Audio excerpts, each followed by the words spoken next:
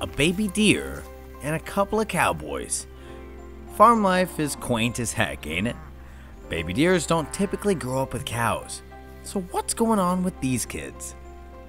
Here in Pennsylvania, Gratitude Gate Farm Sanctuary is a home for neglected, abused, or simply unwanted farm animals to get a second chance. Jessica Huff runs this show and names the characters, like Babe and PB. My cowboys are like big dogs. They are absolute sweethearts. They love the attention. They love getting their chin scratched. They're really great for a big kiss on the nose if you can handle the slobber. Jessica's sanctuary is heaven for cows who probably would have ended up as mincemeat. And in the fall of 2017, a call came in about a young white-tailed deer wandering around the woods without her mom. Of course, I said, sure, we'll absolutely take her in. And it just turned into a situation that none of us ever expected. You coming out?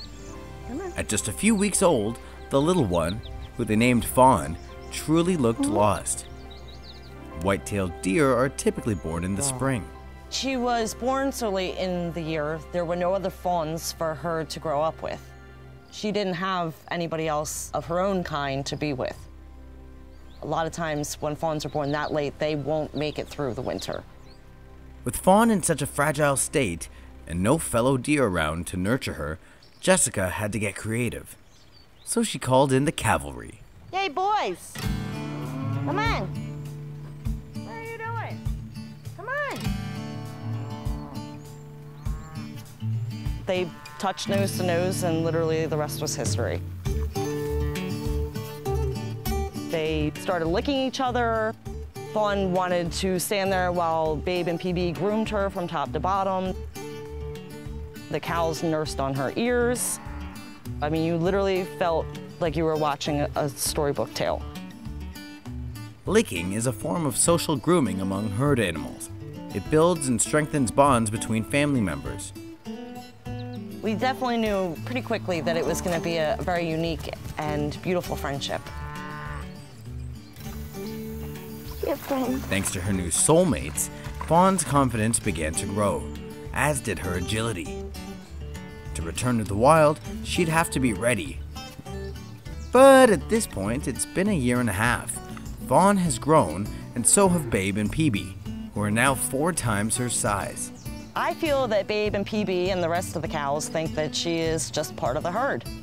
So while they may be different species, they may look different, they see her, I think, as kind of a little sister. They're always kind of looking over their shoulder, and they know where she's at all times.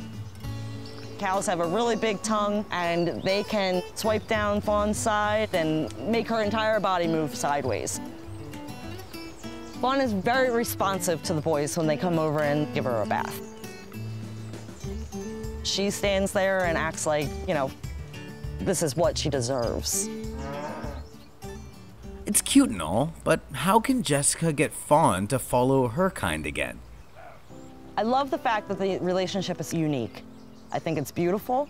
I do wish, obviously, for Fawn to realize that she truly is a deer and that she doesn't need the boys her entire life. The saddest part I find is the family that she's created will never leave with her. The cows will always be in the pasture. The fence doesn't hold her back. There's no human interaction that's keeping her here. So this is something that Fawn has to step out and do on her own. There are other deer that mosey around the farm, but Fawn doesn't seem interested in joining them. To get a second opinion, Jessica calls in fellow wildlife rehabber Leah Stallings. There she is. Oh, wow, she looks great. Do you ever see her with other adult deer? I've seen other adult deer hanging out in her area, but Fawn doesn't take the initiative to go over to her.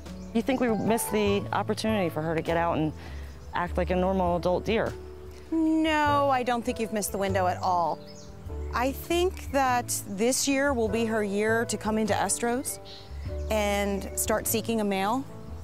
Once she does that, she will be crazy to find a husband. She will do that, and she will get pregnant, and she will stay with the deer through the winter, hopefully, because that's the safest place for her. And then in the spring, maybe she'll come back and have her baby right here with her friends, the cows. And that'd be pretty cool. Yes, it would. With mating season coming up in the spring, Fawn's natural instincts should take over and lead her back into the wild. Until that day comes, this pretty picture's something worth appreciating.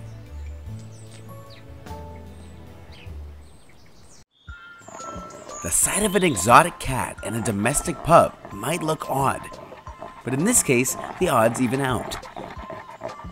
Our story begins with 7-month-old KJ. This adorable little guy was born in captivity as part of a cheetah conservation program, but sadly for him, his mother abandoned him. Unfortunately, cheetahs are very flighty animals, so even in captivity or the wild, you can have moms that abandon litters, reject cubs. Cheetahs are usually born with siblings who become hunting partners. The concept of ride or die is something cheetahs take to heart. There are 18 captive bred adults living here. The Cheetah Sustainability Program aims to build a population of the big cats to conserve the species. But adult cheetahs rarely accept others into their group, especially outside cubs. Sarah wasted no time searching for KJ's sidekick. We put emails out to animal shelters, and our local animal shelter right here, 15 minutes away from Wildlife Safari, contacted us saying they had a puppy, amazingly enough, the exact same age as KJ. Meet Rhino. Sarah felt this playful little guy had the makings of the perfect partner for her spotted orphan. But don't dogs have an ongoing beef with cats? Yeah, maybe, but cheetahs might be the special exception. Animal care professionals have been pairing captive cheetahs with companion dogs since the 1980s. Man's best friend has a knack for not only calming us down, but the anxieties of the typically shy cheetah too. After their second set of vaccinations at 9 weeks of age, we introduced Rhino to KJ, and it was instantly best friends. Cheetahs are nicknamed the dog of the cat family. They share a lot of personality traits and behavioral traits and can actually mesh very well. If you bring in a dog, you see a much happier, calmer, laid-back cheetah. A year and a half later, the two wouldn't know what to do without each other. But they've had their issues. They do have some personality and communication gaps to overcome, just being different species. You think of a dog, a playing behavior, he gets down on his front elbows with his butt wiggling in the air, that means I want to play. In the wild, a cheetah will get in that same position, slap the ground, and that's a very threatened behavior for a cheetah. Yeah, you could see how that'd be tricky, but they've managed to overcome their differences. Still though, their arrangement begs the question, who's top dog? Cheetahs are very skilled hunters, but they are submissive species. The dogs just naturally have a more confident, domineering personality, and Rhino's kind of been in charge of the duo since day one, and that's not going to change. We see more puppy characteristics rub off on KJ than vice versa. As far as him playing in the water or standing up on his hind legs to wrestle with Rhino a little bit. And that's just, a behavior that you would never see coming out of a cheetah.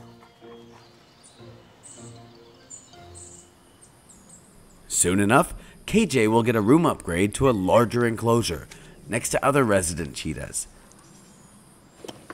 Sarah takes him over to test the waters, and his emotional support buddy is right behind him. Gonna crate these guys up, and then we're gonna take them up to our cheetah drive-through. It'll be their first time seeing other cheetahs on common fence lines, so we're pretty excited to see how that goes. In the wild, were KJ to meet a cheetah who was a complete stranger, he would know to act wary and defensive. Sarah hopes his instincts haven't all gone out the window, because if he gets it wrong, the adults may become anxious or aggressive.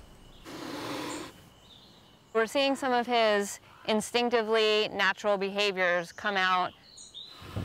some ground slapping, some hissing. He's very confident for his age and for his size. A lot of that he gets from Rhino.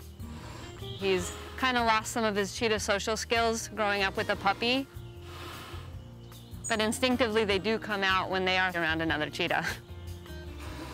As he matures, KJ will have a hand in saving his species. And it might not have been possible if this odd friendship hadn't helped save him first.